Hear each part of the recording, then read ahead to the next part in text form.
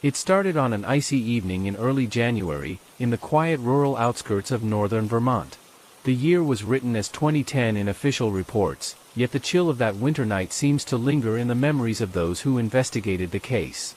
At exactly 9:43 in the evening, according to the last outgoing message on her phone, a 27-year-old wildlife photographer named Mary Ann Hollow left her small cabin in the Maple Ridge woods to capture a rare sighting of migrating owls. Her cabin sat alone at the end of a narrow dirt path. Most locals described her as independent, soft-spoken, and unusually patient, the kind of person who would stand motionless in the snow for hours waiting for the perfect shot. She lived with her aging dog, Alder, who was found days later pacing in circles on her frozen porch, whining at the tree line as if expecting her return. The air that night, investigators noted, had been unnaturally still. No wind, no rustling branches, no wildlife movement. Just a suffocating silence pressing against the forest. At 10:16 in the evening, her phone sent one final ping from a location deep inside the woods, a place so remote that hunters often avoided it. That area was known informally among locals as the Whispering Hollow. Some called it superstition. Others called it a warning. Search teams from the Vermont State Police arrived before dawn the next morning. Their flashlights swept over ice-coated branches, half-buried footprints, and frozen underbrush.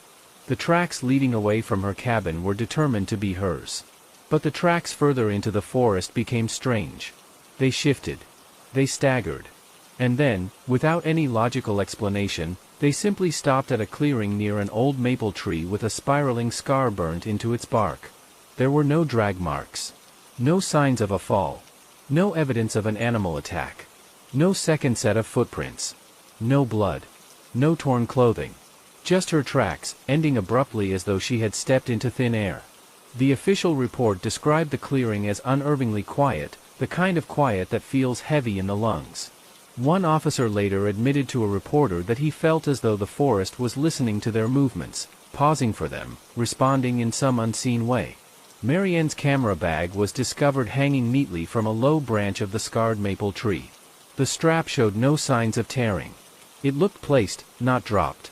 Inside were several batteries, 2 lenses, a small pack of crackers, and her field notebook filled with sketches of birds and notes on moonlight behavior.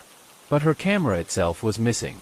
When investigators expanded their search beyond the clearing, they found her scarf half a mile away, wrapped tightly around a broken shrub as though deliberately tied.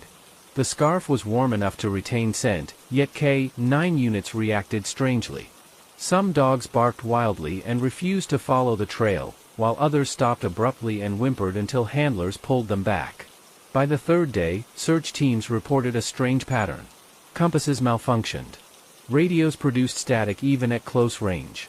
One officer claimed he heard footsteps behind him that matched his pace exactly, but when he turned around, there was nothing but bare snow. Another officer, on the night of the 4th day, swore he saw a figure standing between the trees, motionless, watching the team from a distance. When he shined his light toward it, the shape vanished without leaving a single trace of disturbance in the snow. Investigators, deliberately avoiding supernatural explanations, labeled the events as environmental anomalies. But when the case file was later reviewed by federal consultants, one line in the margin stood out. This forest is wrong. On the 5th day, a small clue surfaced. One of Mary Ann's gloves was found snagged on a branch near a deep ravine. The glove was dry, unweathered, as though it had been placed there recently despite the freezing conditions. Teams rappelled into the ravine, calling out her name for hours, but their voices echoed back in strange distorted tones, as if the ravine swallowed sound and threw it back broken. Her camera was finally located on the 7th day, several miles from the original ping location, resting neatly on a flat rock beside a frozen creek. The lens cap was still attached. The camera showed no signs of damage. It was as clean as if it had been stored indoors. When they reviewed the photos, the first 32 images were typical of Mary Ann's nature photography: snowy branches, feathers caught in moonlight, the faint outline of an owl perched on a branch. But the final image was different. It was taken at 10:17 on the night she disappeared, exactly 1 minute after her phone emitted its last signal. The photo captured the forest clearing. But something was wrong with the lighting. The trees, normally tall and straight, appeared distorted, bent inward as if pulled by unseen tension. And in the far left corner of the image, barely visible, was a tall shape. Not human. Not animal. A silhouette without clear edges, darker than the surrounding night, standing entirely still. Investigators attempted to enhance the image, but the more they adjusted the brightness, the more the shape seemed to shift. Some described it as a figure with elongated limbs. Others said it looked like a shadow cast by nothing.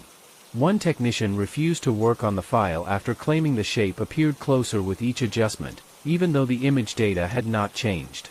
Years passed. Teams rotated. New technology was applied. But Marianne Hollow remained missing, and the forest remained stubbornly silent. Local hikers reported hearing faint clicking sounds near the clearing, like a camera shutter echoing through the trees. Others said they saw Alder, her old dog, wandering the woods at dusk, barking at something they could not see. Every winter, around the anniversary of her disappearance, residents of Maple Ridge claimed they saw a faint light deep inside the forest. Some said it moved like someone searching. Others said it blinked like a camera flash. In 2019, a retired investigator privately admitted during an interview that he still dreams about the clearing. In his dream, he stands at the scarred maple tree, surrounded by silence. And just as he turns to leave, he hears footsteps behind him, slow, deliberate, matching his own breath. He wakes before he turns around. The case remains open. The files remain active. But no new evidence has ever surfaced. Officially, it is treated as an unsolved disappearance. Unofficially, among those who search the Whispering Hollow, it is spoken of only in quiet voices, late at night, when the forest outside feels too still, too watchful, too aware. Some mysteries fade. Some mysteries close themselves. But this one still breathes, still lingers, still waits. And somewhere in those cold Vermont woods, investigation teams agree on one thing. It feels like something took Marianne Hollow. And whatever it was, it never left the forest. The forest of Maple Ridge Woods did not loosen its hold on the case, even as the seasons turned and the world moved on. Every few months, a new investigator was assigned to revisit the records, examine photos, recheck interviews, or explore the clearing again, though most refused to go alone. The Whispering Hollow had become a place spoken about in hesitant tones, the kind of place hikers marked on maps only to circle around. One of the investigators who remained quietly obsessed with the case was Deputy Rowan Delmore. He had joined the search team on the third day back in that frigid winter of 2010. At the time, he was young, steady, and logical, with the kind of mindset that believed every unexplained event was just an explanation waiting for tools or time. But now, nearly a decade later, the memories still clung to him like frost on glass. Rowan remembered the stillness of that night, the way the clearing seemed to darken unnaturally as they approached, as though the trees were closing in. He remembered feeling watched, not by a person, but by the place itself. He also remembered the moment they found Marianne's camera, sitting so neatly on the flat stone. That detail never stopped disturbing him. Cameras do not walk. They do not relocate themselves. Someone or something had carried it there. In late autumn of 2019, Rowan returned to Maple Ridge Woods, not as part of any official assignment, but because the case had become a knot he could not untangle. The sun was low when he parked his truck near the tree line. A dull orange glow filtered between the branches, casting long, uneasy shadows across the ground. The air smelled of damp leaves and early frost. He hesitated before stepping into the woods. Even after all these years, even knowing he was alone, he felt the same pressure on his skin, as if the forest itself had recognized him. Rowan walked slowly, replaying every detail he remembered from that first search. He followed the familiar path, the one lined with narrow birches that leaned together like whispering figures. He paused near the scarred maple tree, the one with the terrible spiral burned into its bark. The bark was darker now, rougher, as if the scar had deepened with age. He stood there listening, waiting for any sound at all. But the forest held its breath. The sun dipped lower. A pale blue twilight settled over the woods, and a thin mist began to curl near the ground. Rowan took a step forward, then another, drawn by some quiet pull he could not name. It led him toward the creek, the same place where Marianne's camera had been discovered. A part of him hoped, irrationally, that he might find some new clue, something everyone else had overlooked. But as he approached the creek, something else caught his eye. A set of faint indentations marked the edge of the bank. Not footprints exactly, but impressions. They were spaced too far apart for any animal indigenous to the region. The shape was uneven, slender at one end, wider at the other, pressed deep as though whatever made them weighed more than a human. He crouched down, running his flashlight over the prints. They were fresh. They could not have been more than a few hours old. A cold spike crawled up his spine. Something moved across the creek. A soft rustle. A shifting shadow. He raised his light, sweeping it across the frozen surface. At first, he saw nothing. Just the fog rolling slowly, almost deliberately, across the snow. Then he saw it. Between the trunks, far beyond the range of the fading daylight, a narrow silhouette stood motionless. It was tall, too tall, and its outline seemed to waver, as if the forest itself had formed the shape and then shifted to hide it. Rowan felt the familiar prickle at the back of his neck. His heartbeat slowed, pounding heavier, deeper. He blinked once, and the figure vanished. The forest swallowed it whole. Rowan stepped back instinctively. His breath fogged the air in short bursts. He told himself it was the angle of the trees, the dimming light, the fatigue from the hike. But in his chest, he knew better. He had seen something. Something that matched the hollow shape in Marianne's final photograph. A sound rose behind him. A soft, deliberate clicking. A camera shutter. Rowan spun around, shining his light in every direction. The clicking stopped immediately. The woods fell heavy and silent again. Only the faint drip of melting frost broke the stillness.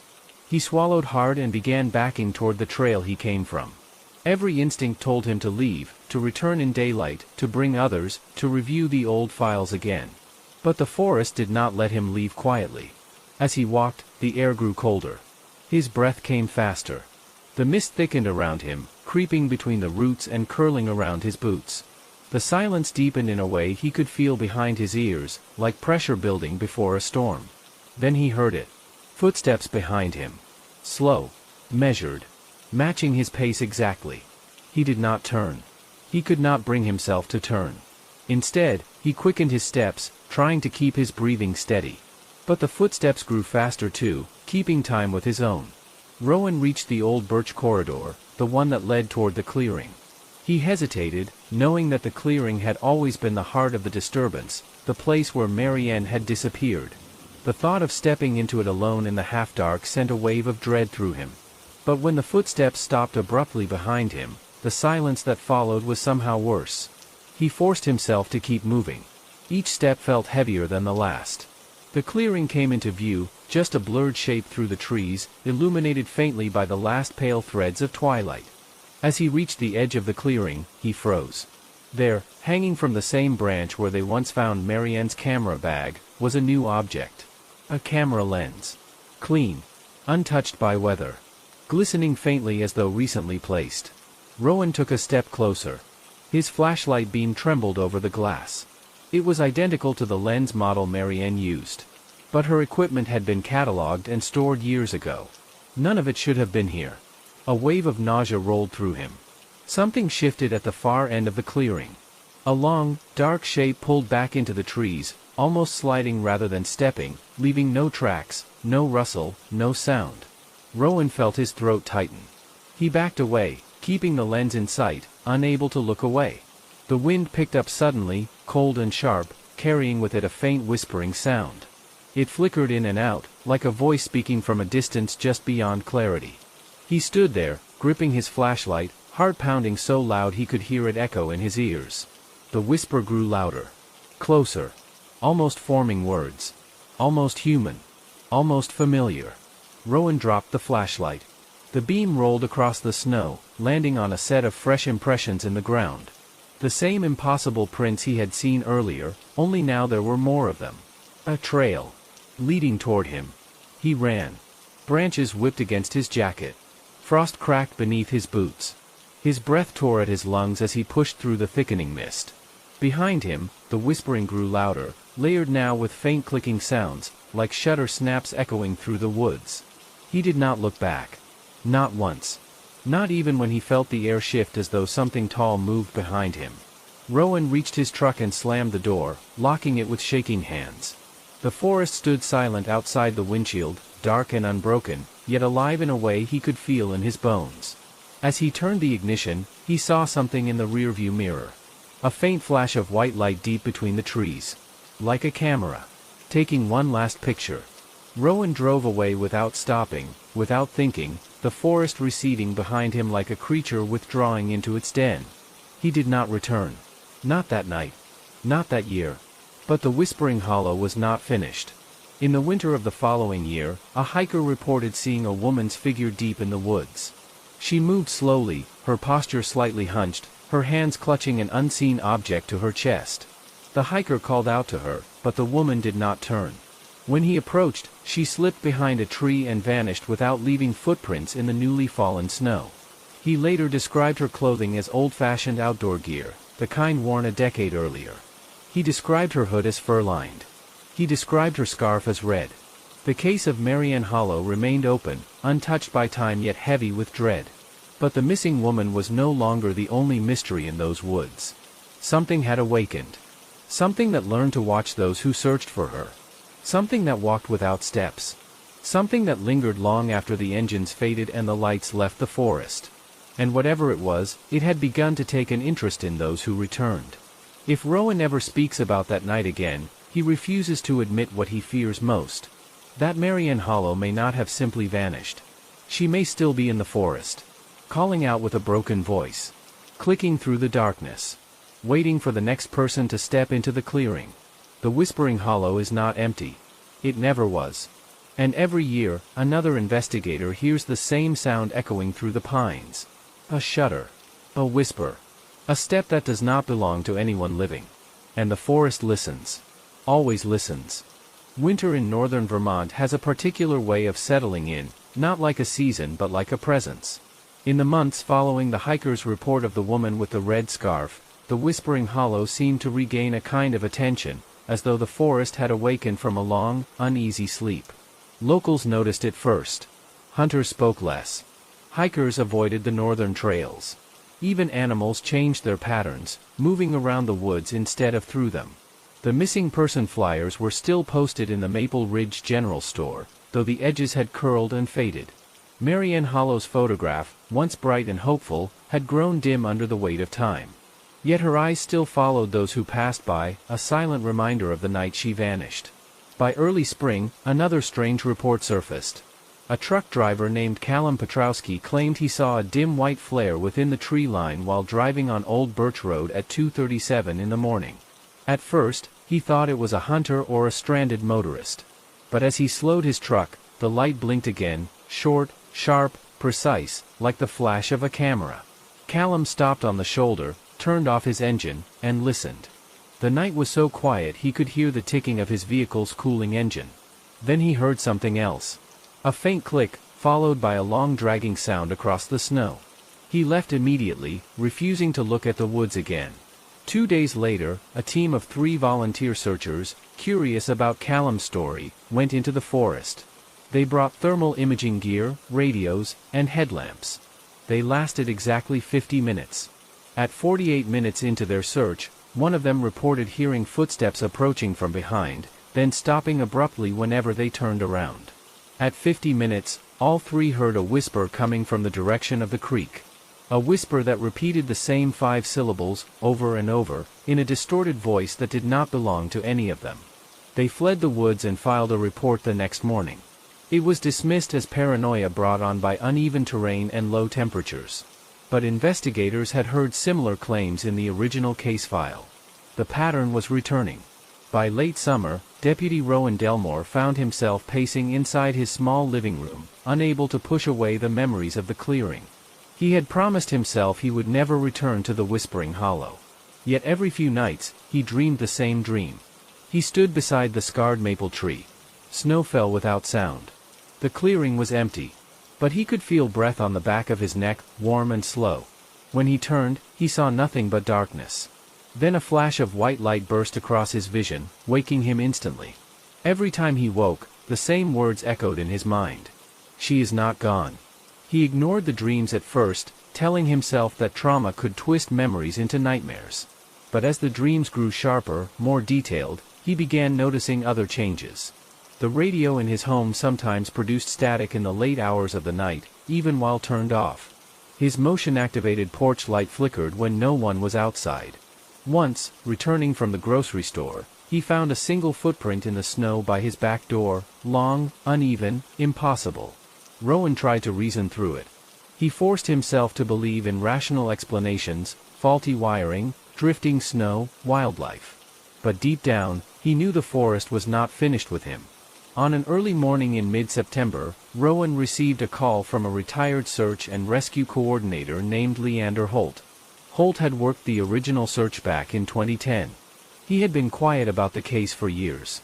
When Rowan answered, Holt's voice shook. "I saw her last night." Rowan felt his stomach tighten. "Saw who?" The line crackled, then cleared. "Marianne. Or something wearing her face." Rowan drove immediately to Holt's cabin on Bluewood Hill. The drive was long and winding, surrounded by thick trees that leaned inward, blocking out the pale light of dawn. When Rowan arrived, Holt stood on his porch wrapped in a quilt, staring at the tree line with wide, unblinking eyes. Inside the cabin, Holt spoke slowly, with long pauses, as if choosing each word carefully. He said he had woken around 2 in the morning to the sound of soft tapping on his window. At first, he thought it was a branch. But when the tapping continued with steady rhythm, he grew uneasy. He lifted the corner of his curtain and looked outside. A woman stood near the edge of the woods, illuminated faintly by moonlight. Her clothes were torn, snow-dusted, her hair hanging in damp strands across her face. She faced away from him, shoulders hunched, head bowed. Holt called out to her, asking if she needed help. She did not move. He stepped closer to the window, raising his voice. Still no reaction. But then she turned. Very slowly. Too slowly. Her face came into view, pale and blurred, as though not fully formed. But her eyes glowed faintly with reflected light, like camera glass catching a flash. Holt stumbled backward. The woman did not move. She only stared, unblinking, her hands clutching something tightly against her chest. A moment later, a sharp white burst lit up the yard. A flash. Then she vanished. No footprints remained in the patch of dirt where she had stood. Rowan listened without interrupting.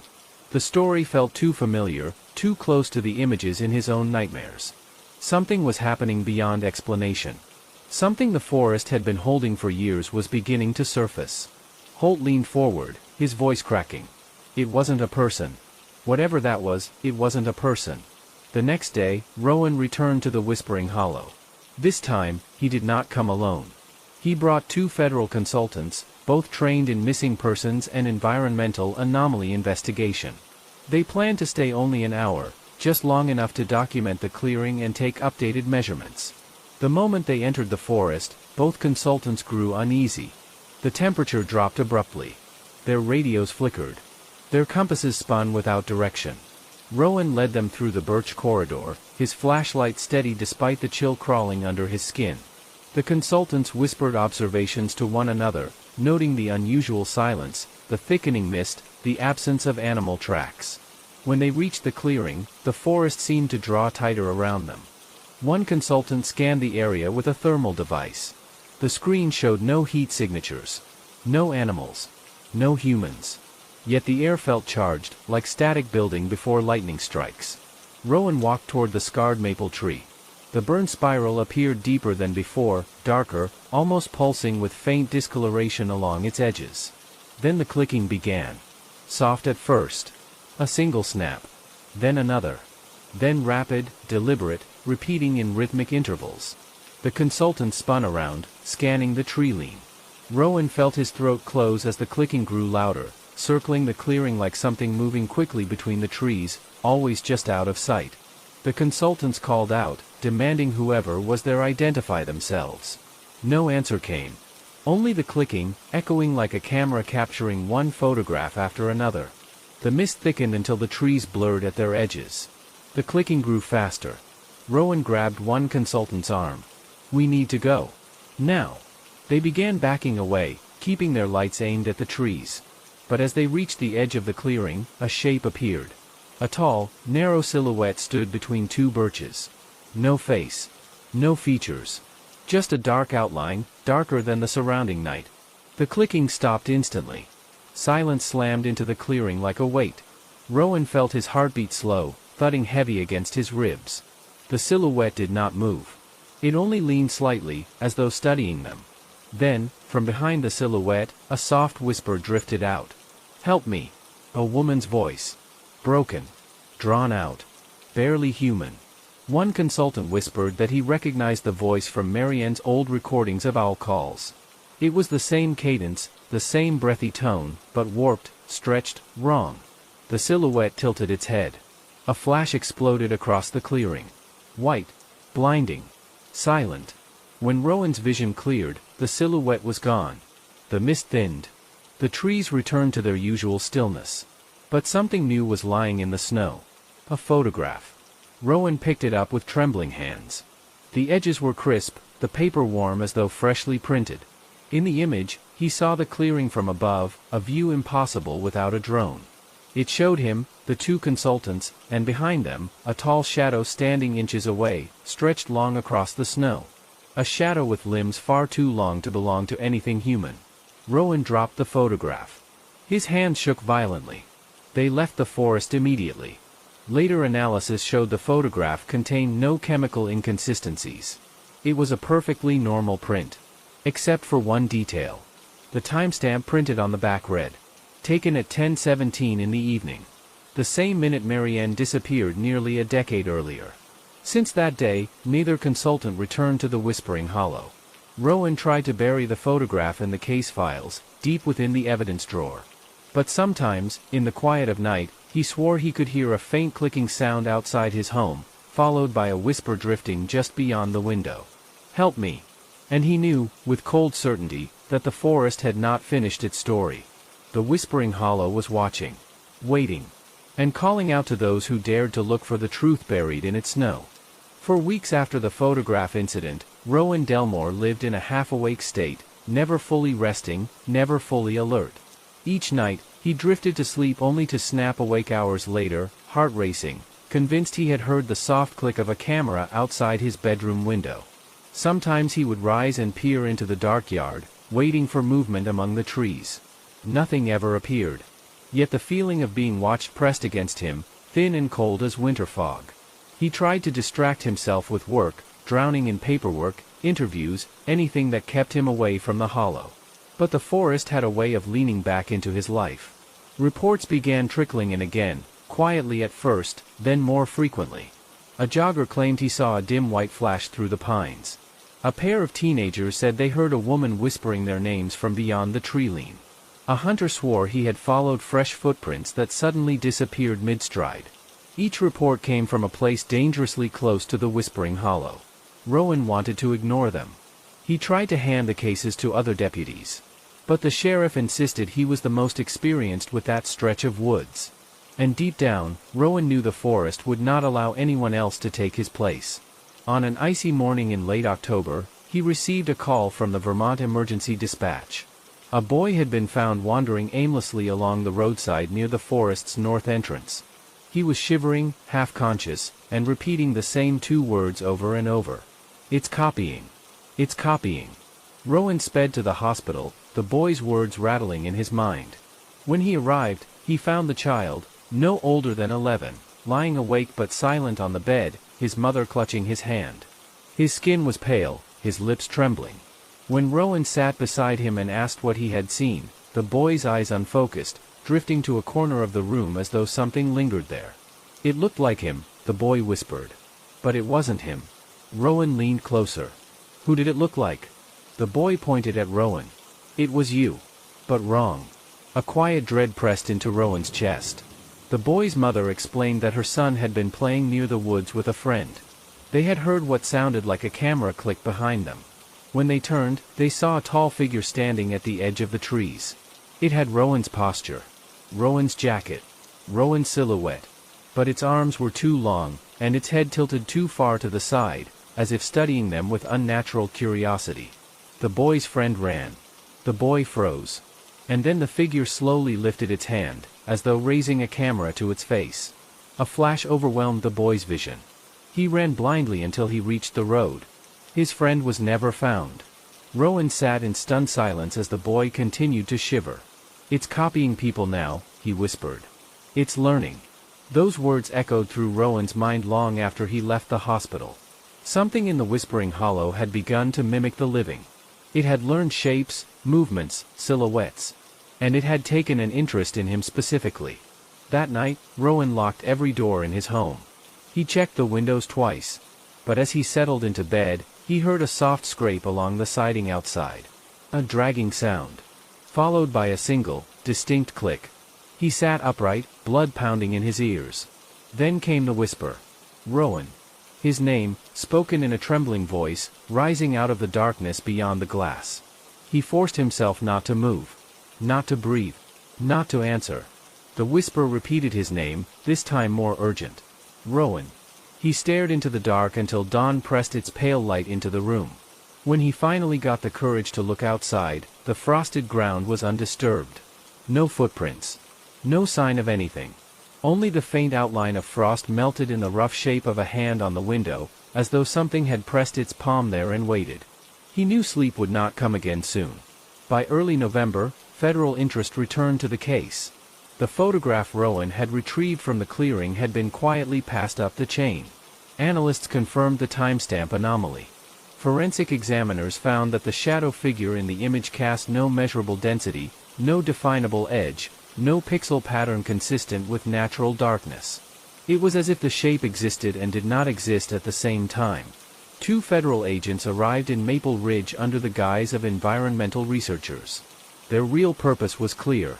They wanted to see the whispering hollow for themselves. Rowan warned them. He told them about the boy. He told them about Holt. He told them about the nights filled with clicking and whispers. But the agents insisted on going. They were trained to overlook fear, to trust logic and data. They entered the forest with Rowan at dawn. From the moment they crossed into the birch corridor, the woods grew unnaturally cold. Rowan saw the agent's breath fog the air immediately. One of them checked his thermal reader, frowning at the results. The temperature around them had dropped 30 degrees in under a minute. As they moved deeper into the woods, the silence thickened. No birds. No crunching snow beyond their own steps. No wind. The deeper they walked, the more Rowan felt the forest closing in, as though the trees were adjusting their posture to watch. When they reached the clearing, the agents went rigid. A figure stood on the opposite side. Tall. Narrow. Motionless. It had Rowan's shape. His height. His jacket. His stance. But its arms hung too low. And its head was tilted at an impossible angle. One agent raised his voice, ordering the figure to identify itself. A quiet clicking sound answered him. Slow. Deliberate. Like a camera preparing to capture a photograph. Rowan stepped back instinctively. The forest around them tightened. The mist thickened. The trees warped at their edges. The figure shifted, tilting its head farther, as if studying their reactions. Another click echoed across the clearing. Then another. Then a rapid burst, too fast, too many, as though dozens of invisible cameras were going off at once. The agents raised their flashlights. The beams flickered. Then died. In the darkness, the whisper rose. Come closer. A woman's voice. Familiar. Cold. Marianne. Rowan's breath caught in his chest. The agents called her name. The forest answered with silence. Then the figure in the clearing stepped forward. Its movement was smooth, gliding, as if it were being pulled rather than walking. Its silhouette began to stretch unnaturally, limbs elongating, posture bending like liquid shadow poured into a human shape. The agents froze. Rowan grabbed their arms. Run. They did. Branches whipped their faces. Frost cracked under their boots. The forest seemed to shift around them, path bending, trees closing in. Behind them, the clicking continued, relentless, echoing between the trunks. A flash of white light burst behind them, blinding. One agent stumbled. Rowan grabbed him, pulling him through the birch corridor. Another flash exploded. Then another. They reached the edge of the woods just as the sun pierced the tree lean. The clicking stopped. The whispering faded. The forest grew still. The agents collapsed, gasping. Rowan stared back into the whispering hollow. Between the trees, he saw it. Not Marianne. Not the shadow figure. Something else. A reflection. Of himself. watching him from a dark corner of the woods, unmoving, as though waiting for him to return. That night, Rowan reviewed the case files again. He reread Marianne's final notes. He replayed the audio recordings stored in her old database. On one of them, taken just days before her disappearance, she whispered a single line to herself while observing the owls. "Sometimes the forest watches back." Rowan finally understood. The whispering hollow did not simply take Marianne. It learned her. It learned him. It learned anyone who stepped into its silence. And each year, it grew closer to stepping out of the forest entirely. The story is not finished. Because the hollow is not finished. It is waking, hunting, learning. And it has begun to follow people home. Their shapes rippled, elongating as if drawn through invisible cracks, and for a moment the air felt thinner, as though the entire neighborhood had sunk several inches into the earth. The man at the end of the street did not move, nor did the children beside him. They merely watched, their vacant faces turned toward the house like silent judges waiting for a confession. Mara pressed her back to the wall, her breath shallow. She did not dare pull the curtain aside again. She could feel them out there. Not simply present, but attentive, as if they had been summoned. As if they had expected her. The house groaned. Not from wind, not from settling wood, but from something that seemed to crawl beneath the floorboards. A soft scraping, gentle at first, then deliberate. Like fingertips dragging across the underside of the planks. Mara clamped her hands over her mouth. The scraping shifted. It was no longer beneath her. It was in the hallway. She forced herself to step forward. Her legs trembled so violently she worried they would abandon her entirely. She reached for the switch, flicking on the light, but the bulb only pulsed once before dimming into a faint, weak glow that threw more shadows than illumination. The hallway was empty. Yet the scraping continued. It was coming from the walls. She moved slowly, every inch of her body taut. Her fingers brushed the wallpaper, and she recoiled. It was cold. Not the natural coolness of plaster or paint, but something that felt like the inner surface of a freezer. Then the scraping stopped. A whisper replaced it.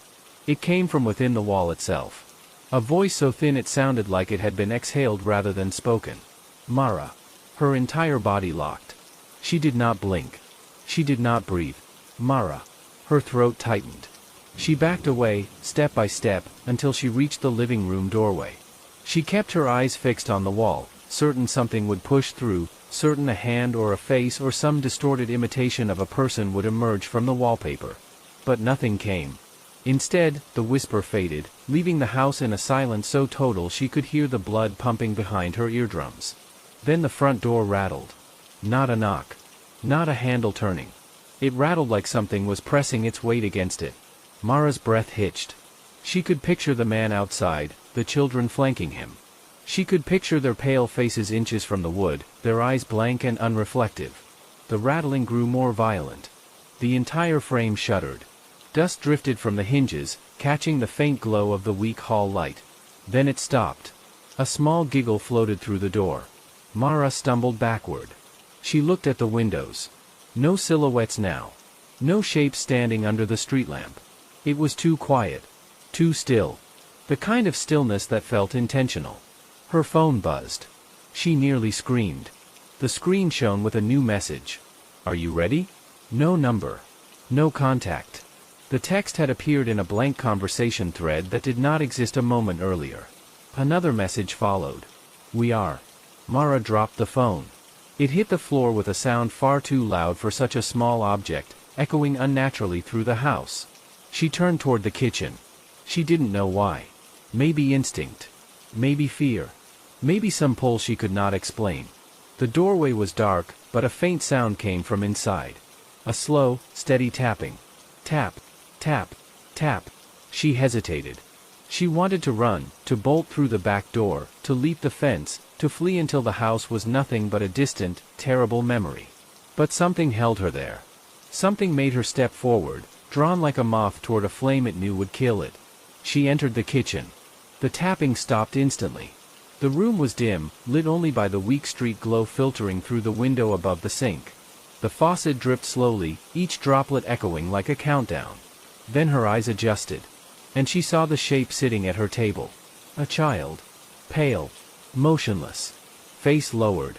Its hands rested on the table, fingers curled, tapping one at a time. Not tapping now, but poised, ready. Mara tried to step back. The child lifted its head.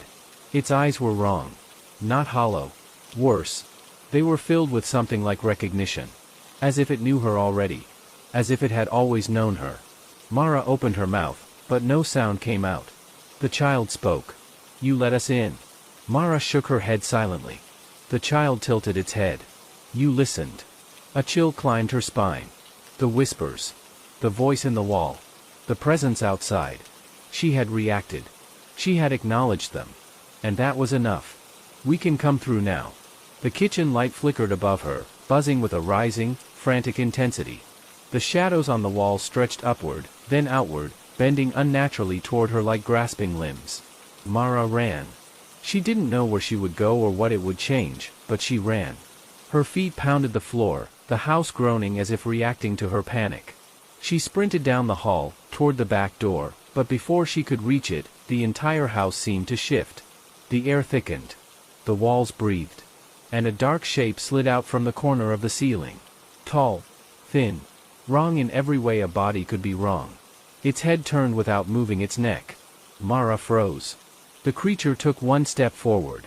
Its limbs bent with soft, wet cracks, like they were rearranging themselves inside its skin. "You saw us." Its voice was layered, as though dozens of people were speaking through a single throat. "You heard us." It stepped closer. "You belong to us now." Mara stumbled backward. Her heel caught on the edge of the rug, sending her crashing to the floor. The creature leaned down, its elongated arm reaching for her. The air around her vibrated, warped, as if the entire reality of the house bent toward that hand. Then every window in the house shattered at once. The blast of wind and glass knocked her sideways. The sudden roar of the outside world flooded in. Streetlights flickered wildly. Somewhere in the distance, a dog barked, then yelped abruptly. Mara scrambled up, her legs coated in dust and flecks of glass. She didn't look back. She didn't breathe. She ran through the shattered frame of the back door and into the yard. The night outside was cold. Silent. Normal. Terrifyingly normal. She sprinted across the grass, climbed the fence with shaking limbs, and dropped into the alley behind her house. She didn't stop running until her lungs threatened to tear themselves apart. Only then did she look back. Her house stood quietly. Dark. Still.